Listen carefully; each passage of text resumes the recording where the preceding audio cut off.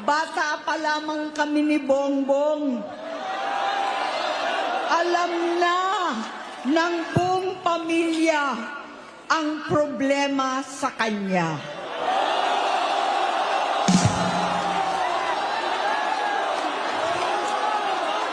Sa totoo lang, mababasa naman ng lahat ang mga testimonya ng aking ama patungkol sa kanyang ugali at gawain. Noon, dahil may tatay pa kami, hindi ko pa siya responsibilidad. Noong tumatanda, ay mas naging nakakabahala. Batid ko na nagda-drug siya.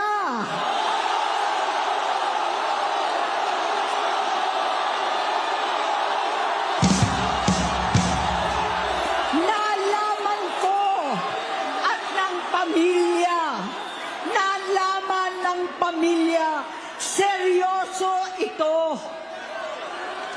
Minsan, kami ng Presidential Guard at Metro Gompa ang naglilinis tuwing nagpa-party po sila.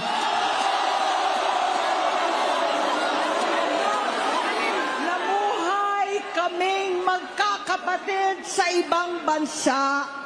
Kami-kami lang.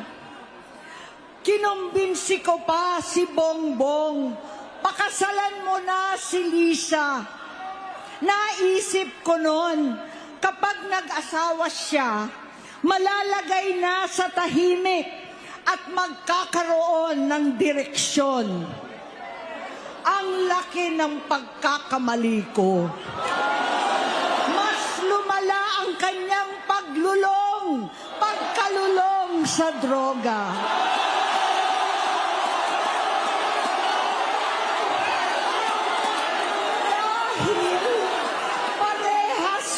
Silang mag-asawa.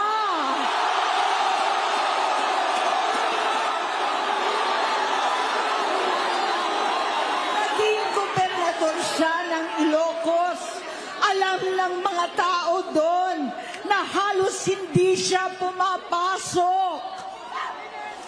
Tuwing kukumprontahin ko siya, ay nagsasabi siyang magbabago na siya, aalisin na niya ang bisyo.